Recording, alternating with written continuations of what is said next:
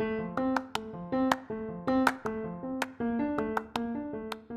you have ever thought about starting your own podcast, you should check out Riverside. Riverside is an online recording studio that lets you record podcasts and video in studio quality from anywhere. And if you click on the affiliated link in the episode description and you buy a subscription, you will also be supporting the podcast. And if you're going to start your own podcast or you just want to continue to listen to great podcasts, you need headphones or speakers. If you click on the Amazon affiliated link, you can get great deals on headphones and speakers. And if you make a purchase, it will also help support the podcast. Both links will be in the episode description if you are interested.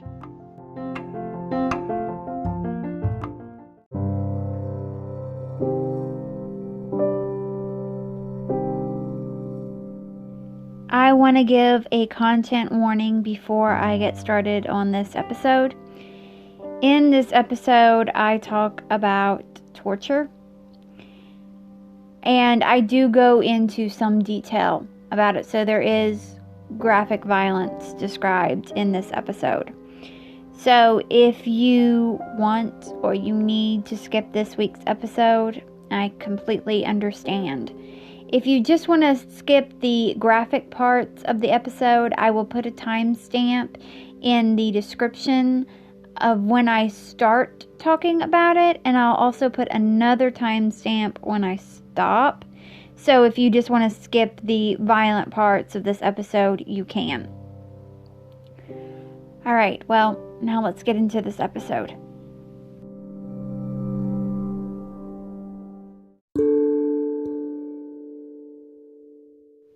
To fully understand the events and happenings that took place in Tudor England, one must fully understand the religious changes that were taking place. King Henry VIII broke away from the Pope. The king was now the head of the Church of England. Others were starting to question religious teachings and practices that had been around for centuries. Catholics that were in power desperately tried to do everything they could to help stop the spread of Protestantism. Protestantism started as a spark and became a wildfire that was spreading. And from the flames of some of those Protestant wildfires arose Protestant martyrs. Hi, I'm Courtney Jewell, and you are listening to History Shelf, a podcast about history that proves that sometimes fact is even more interesting than fiction. For the first season of this podcast, I am talking about something that I find to be very interesting, and that's Tudor history. Now, when I think of Tudor history, the first person that comes to my mind is King Henry VIII. But I'm not talking about him per se. Rather, I'm focusing in on his inner circle and the people he was an asshole to. And as I go along this season, you will find there was a lot of overlap between his inner circle and the people he was an asshole to. And this week, I am talking about Anne Askew.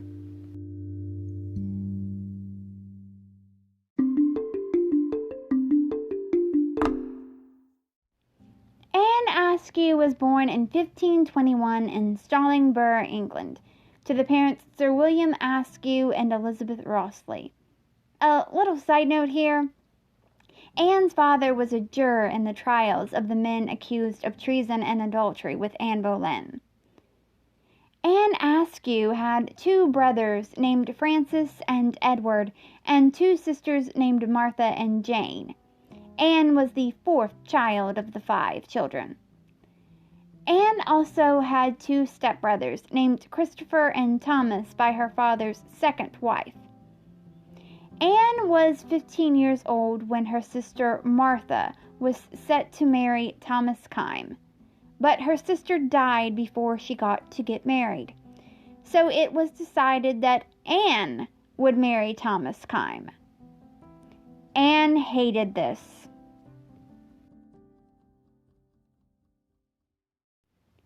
Anne tried everything she could to get out of the marriage.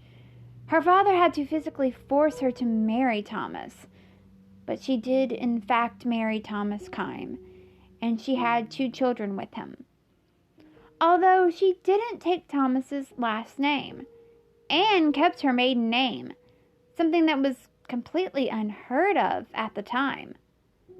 The reason why Anne didn't want to marry Thomas Kyme was because he was a Catholic and she was a Protestant. Thomas believed that women should be seen and not heard, and Anne was extremely opinionated. Anne didn't believe in transubstantiation. Transubstantiation is the belief that during communion, the bread and wine turn into the literal body of Christ. Anne also didn't believe in the hierarchy of the church. She believed that no one should be in between a person's relationship with God. She didn't believe in all the glitz and glam of the Catholic Church. She didn't believe in purgatory. And she believed a person should read the Bible for themselves. Her husband believed in the exact opposite of her beliefs. And so their marriage was far from harmonious.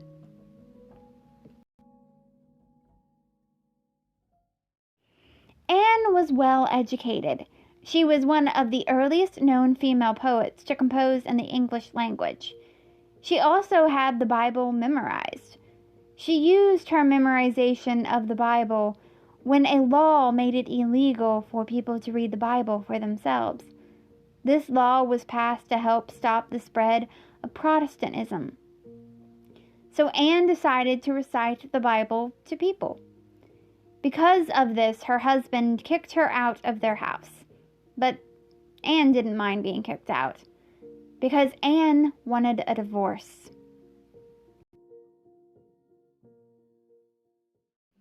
Anne believed that the Bible would allow her to divorce her husband, because the Bible says that women should leave godless men. Anne became the first woman to petition for a divorce on scriptural grounds. Her local court denied her a divorce, but her family had connections at court. Like I said earlier, her father was a juror on the trial of the men accused of treason and adultery with Anne Boleyn. And Anne also had a brother that was a cupbearer and another that was a member of the Privy Chamber. So Anne went to King Henry VIII to grant her a divorce. Henry didn't grant Anne her divorce. Instead, what he did do is he sent spies to spy on her. In 1544, Anne moved to London and she preached. In March of 1545, Anne was arrested on suspicion of heresy. She was questioned about a book that she had that was written by John Frith, who had been burned for heresy. She was questioned by Edmund Bonner, the Bishop of London. He had the nickname Bloody Bonner because of his ruthless prosecution of heretics. She was released after 12 days in jail. Anne was ordered to go back to Lincolnshire to her husband, but instead she went to go live with her brother Francis. In June of 1545, she was arrested again for denying the Mass, but no witnesses came forward, and she was let go. In May of 1546, Thomas Kyne and his wife were ordered to attend the King's Council in Greenwich on June 19, 1546. Anne refused to say that Thomas was her husband. Anne was arrested again by Stephen Gardiner, Bishop of Winchester. But this time, Anne would not be let go. Stephen Gardiner told the constable of the Tower, Anthony Kingston, to torture Anne. The constable refused. It was illegal to torture a woman. No woman before, or since for that matter, has been recorded as being tortured in the Tower. So the Lord Chancellor Thomas Wriothesley and Sir Richard Rich tortured Anne. You may recall the name Richard Rich from the John Fisher episode that I did earlier this season. Richard Rich was the one that tricked John Fisher into confiding in him that the king could not be the head of the church. It was the final nail in John Fisher's coffin. Anne's torture was brutal. She was put on the rack. Anne wrote her own book titled The Examinations, and in the book, she describes her own torture. Anne said, quote, "Then they put me on the rack, because I confessed no ladies or gentlemen to be of my opinion." End quote. They also tried to change her opinion on religion, but she said, quote, "I said I would rather die than break my faith." End quote. Anne was given another chance to recant, but she refused, and she was then taken to Newgate Prison to await her execution. There at Newgate Prison was where Anne wrote her book.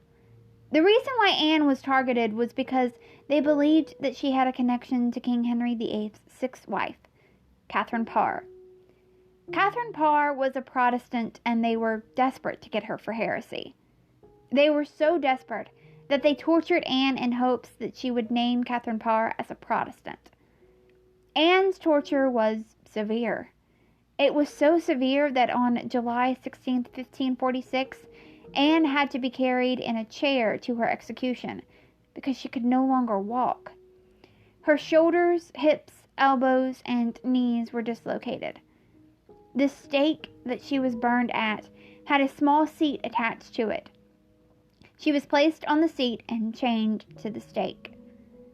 She was offered one last chance to recant, but Anne did not break her faith. She was burned along with 3 men, including John Lascelles. You may remember John Lascelles from the Catherine Howard episode. He was the one that caused Catherine Howard's downfall by telling Archbishop Thomas Cranmer about Catherine's relationships with Henry Mannix and Francis Derham before she became the 5th wife of King Henry VIII. Some accounts of Anne Askew's execution say that someone slipped Anne gunpowder out of kindness, so her death would be quick, and that's probably what happened. But there are some accounts that say that the fire burned on for over an hour. People that witnessed Anne's execution said that she didn't scream until the flames reached her chest. Anne was brave to the very end. She was buried at St. Peter ad Vincula, and today Anne Askew is seen as a Protestant martyr. And that was the life of Anne Askew. Thank you so much for listening to the 12th episode of the first season of History Shelf. There are 15 episodes planned for this season. Next week's episode is going to be about Catherine Parr, King Henry VIII's 6th wife. I hope you come back for that. If you want to follow this podcast on social media, the Twitter for this podcast is at HistoryShelfPod, and the Instagram is at History_Shelf_pod. If you want to get a hold of me, the best way to do that is to send me a message on either Twitter or Instagram. If you want to check out the History Shelf store, if you head on over to this podcast Twitter page, underneath the bio is a link to the History Shelf store. Any purchases that you make at the History Shelf store go to support this podcast. You can also support this podcast by becoming a Patreon. This podcast is always going to be free, but there are some perks that come along with becoming a Patreon. The first tier is called History Student, and that is $1 a month, and with that, you get a thank you tweet from me. The second tier is called History Fan, and that is $3 a month, and with that, you get what comes with the first tier. And you also get to vote in a poll that helps me choose the theme for the next season of this podcast. The third tier is called History Buff, and that is $20 a month, and with that, you get what comes with the first 2 tiers, and you also get a handwritten note mailed to you from me. And the last tier is called History Lover, and that is $40 a month, and with that, you get what comes with the first 3 tiers, and you also get to choose 1 merch item from the History Shelf store. But you can support this podcast for free. The best way to do that is to continue to listen to this podcast.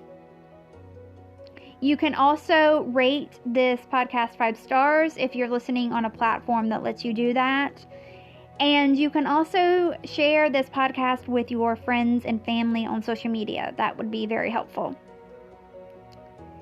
Well, until next time, keep learning, keep loving history, and come back for next week's episode. Bye.